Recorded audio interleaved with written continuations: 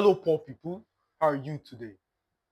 Tonight's discussion will be an extension of the previous video on how to improve your confidence. This is a very important subject, especially as touching life and destiny.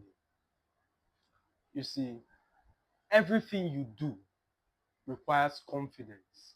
You want to approach a lady, you need confidence. You need to ask for a raise, you need confidence. You want to be assertive, you need confidence. In fact, to prevent maltreatment in a peer group or social structure, guess what? Exactly. So this is very important, especially in your life and destiny. I've taught a lot of virtues, and not all of them carry the exact amount of weight in your life.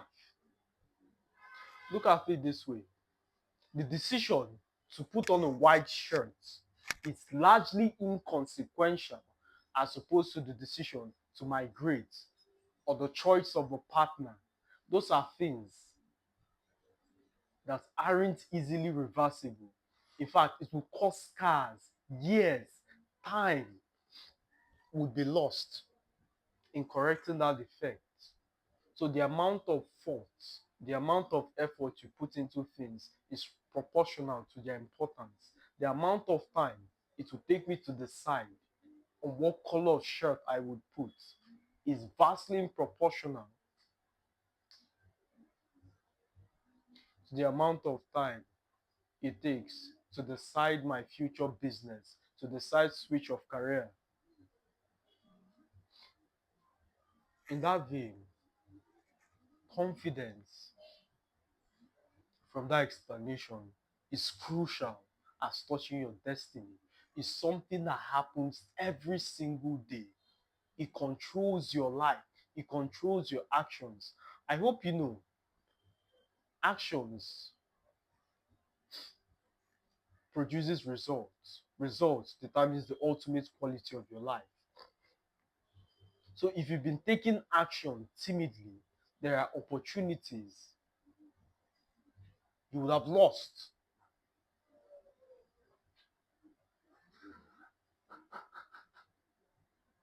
Something as small as the absence of confidence is enough to ruin your life.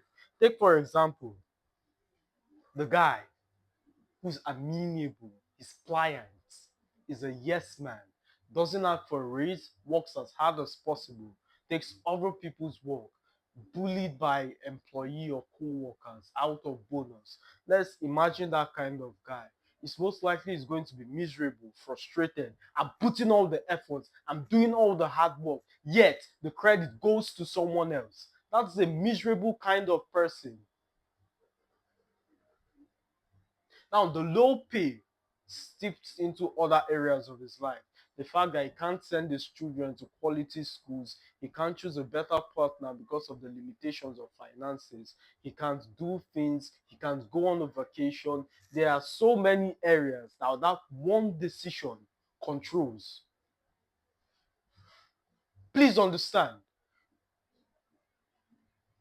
we are still attacking this from the standpoint of finances. Yet, look how much problem it's caused. So without further ado, I'll give you 4 tips. 4 tips on how to increase your confidence. The first is self-awareness. Self-awareness. Who are you? Where are you headed? Who am I? The problem with most people is they expect things to happen without a plan. They wonder, they hope one day something would happen, or if I work hard enough and I vote the right president and I go to my job and I do it XYZ, one day I'll meet someone, or I attend a networking event, I meet this guy. In other words, their plan for success or life and destiny in general is arbitrary, it's fantasy, it's left to chance. And it works out for some. But guess what? A huge majority who rely on that kind of plan ends up fucked. Image, a leaf. blown by the wind. Happy place, sad place, maybe it works out, maybe it doesn't. That kind of unpredictable life is the chiefest depleter of confidence. In fact, let's decorticate the argument. What is confidence? Once you say a person is a confident man, what does that mean? It means he believes in himself, he's assertive, he's dominant, he believes in his capability. What do you believe in? Who are you? Do you know yourself? Let alone believe in that version. Exactly. What are you going to believe in yourself for? Jerking off Pornhub once a week? Yes! Progress. You're fucking mad. So confidence cannot be attained without self-awareness, without knowing who you are, knowing your capabilities. I am this person. Let's reduce it to a petty standpoint. The guys who believe they can raise up ladies, no matter how complex the lady is. The person might not be buoyant enough, he might not have all the looks, all the height, all the finances, but he certainly believes if I follow this pathway, if I say XYZ, if I move this way, if I carry myself this way, this is a complex lady. Instead of appearing confident, let me appear concerned. This is an older lady.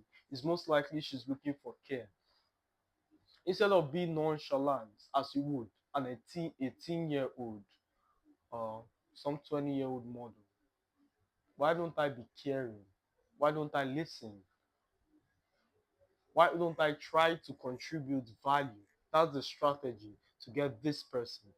So you see, it varies. He believes in himself. He has an identity. The problem with most people is they go off trends. Whatever is acceptable, they are conformists. They don't know who they are. They have zero idea what the next step looks like. They have no idea what their purpose is. In fact, that's a very good analogy because the absence of purpose alone is enough to deteriorate any kind of confidence you have. You've tried chanting affirmations in the mirror. You've tried getting confidence from external activities, e.g., approaching a lady, and you get rejected until finally someone says yes. Then that acts as a healing balm. It's a very stupid mindset. You need to be confident enough such that once a rejection happens, you know it's a consequence of her, not you. You don't go back home replaying the rejection. What did I do wrong? What did I say? There are times when this person is genuinely uninterested. There are times where you're genuinely outclassed. If she's talking to someone like me, then you would struggle. I'm 6'4", sexy as hell, even worse. I know how the game is played. So certainly you would struggle. Instead of trying to pursue that person. In fact, I have no idea why I'm oscillating in between thoughts, but this is a very good example. It would be evil for me not to share. So the kind of guys who would go to a mall, approach 1,000 different ladies in an attempt to get a yes, they don't leave that mall until someone tells them yes. That kind of person might seem confident in the short term, but once he meets a lady that rejects him, he's most likely going to keep pursuing and applying pressure because he's confident, his reputation is at stake. So the rejection is not a consequence of the person, it becomes a consequence of him. And if he doesn't get that lady, it's forever a scar on his heart. And any simp in this video understands perfectly how that ends. Pursuing a lady is never a good idea. That's the first thing, self awareness, which leads me to number two, focus on your strength. A huge percentile of the populace views me as competent, which is the case. But I'm smart enough to understand there are things I do not know, and I will hire people who are more knowledgeable in that field. The templates most leaders use, which is flawed by the way, is hire a bunch of yes men, hire people who are unqualified for the job, but whom their knowledge is superior. Therefore, intelligent or more advanced individual act as a threat. That not only signals insecurity, but it will stunt your growth. It's a lose-lose. As a leader, you should be competent in one area and diversify in other aspects of the business. For instance, I have a knack for interior designing. I run a construction company. It would be stupid for me to compete with my interior designer. Why would I want to compete with someone who has 10,000 hours? It's foolish. Can I compete? Yes. Would I win? Most likely. Is it necessary? Completely not. There are intricacies you would pick up overviewing that 10,000 hours or staying long with the business. There are tricks, there are materials you can get for a lower price but produces the same quality. There are things you would learn along the way. Why would I want to compete with someone like that? Another example is my marketing department. I enjoy writing my ads, I enjoy writing scripts. But once I present that note, there are tweaks. They know the exact software tool, they know the exact platform that script suits. So trying to do it all by myself betrays insecurity. Why would you want to do it? No man is an island. Nobody plays football by himself. It's a team effort. Come to that conclusion. Once you focus on your strength, confidence is a byproduct. Thirdly,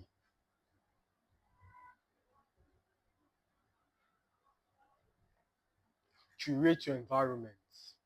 This one is very important because, but let's leave it as number four. I'll use it to round up. The third one I'll give you is to invest in your appearance. In today's day and age of insanity, everyone has woken up to the fact that a book is being judged by its cover, and how you look says a lot about you. When I emphasize appearance, I'm not encouraging extravagance. I'm not saying go out, buy luxury. In fact, you can be as simple as it comes and still be elegant. Look at billionaires. They put on a plain t-shirt, some plain pants, throwing loafers, and you're good. So you can dress simple and elegant. Appearance helps boost your confidence. Think back to the time where you dressed very, very good to a party and you loitered about, or you're in college. This is the first time your order just came through, you're fresh as hell. You try as much as possible to visit all your friends in the department, perhaps to say hello to that person.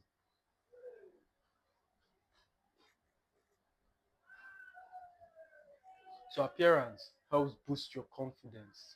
The last one, the right environment. Environment creates perception. Perception is reality. Murder, the word murder, is an objective reality. Moralizing that sentence depends on your perception.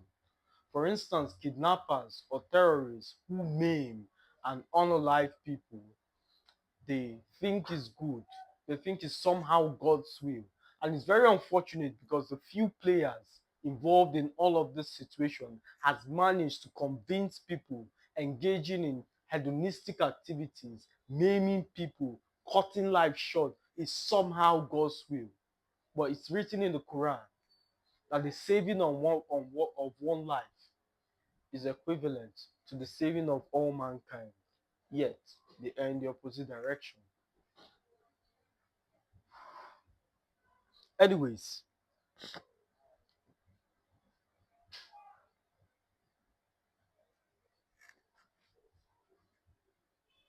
perception is reality. Your environment helps shape perception. I've shared this story before, and there's a lot we can glean from it. I grew up in a community where there was no light, at least for my college days. That already gives you an insight to the quality of people you encounter. They were not intellectual, there was no ambition, if at all. The crescendo of their experience is bringing home a 5 or a 4. So you're seen as a big boy, you're seen as one of them if you bring home a 5 or 4. That's the best experience. Please understand, the best moment of your month or perhaps your year is bringing home a 5 or a 4.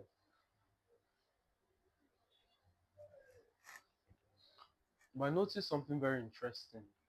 I was the object of antagonism. I did not understand why these things are happening. Why is everybody treating me this way? In countries like Nigeria, if you speak perfectly, if your English is fluent, as I mentioned in the previous recording, it's an indicator to be scanned.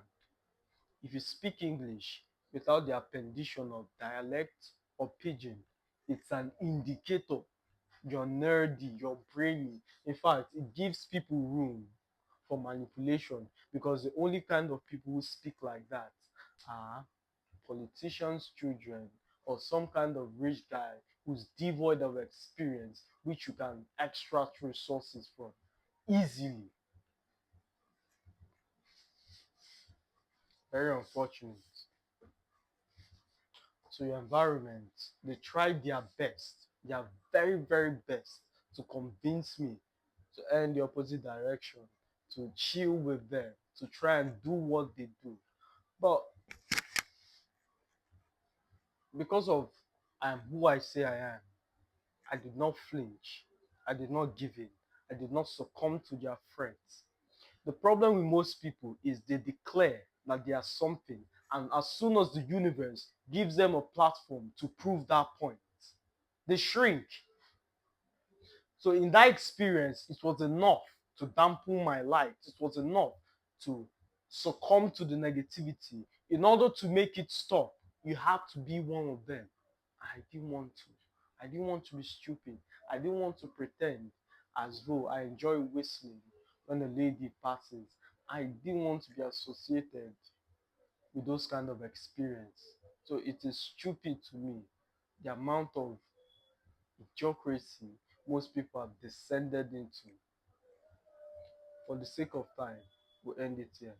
As always, my friends, pleasure speaking to you. I'll see you in the next one.